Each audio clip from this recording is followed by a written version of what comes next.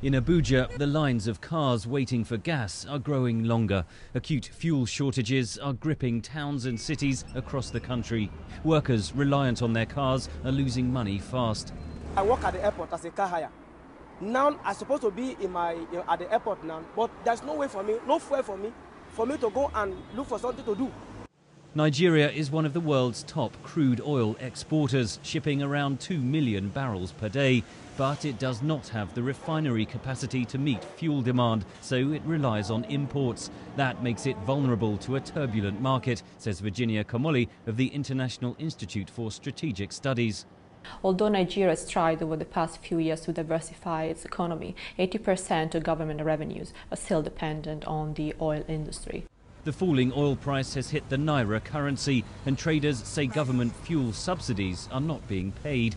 Seplat Petroleum Development Company CEO Austin Avuru is calling for the government to boost domestic refining capacity. Then you find out that the boom and bust elements of changes in crude oil prices, we have much more negligible impact on our GDP growth than you have it today.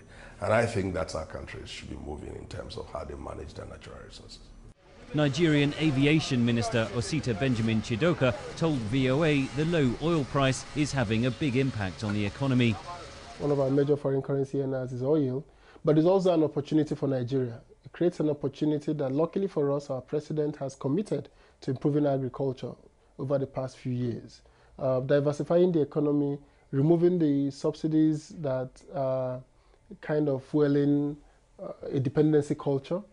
The timing is difficult for President Goodluck Jonathan, just weeks before elections that have already been postponed once due to fears over security.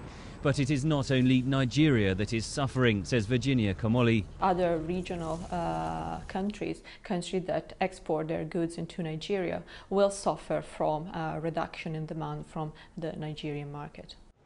Analysts warn continued low oil prices have the potential to cause unrest, as the government would be forced to cut back on public spending.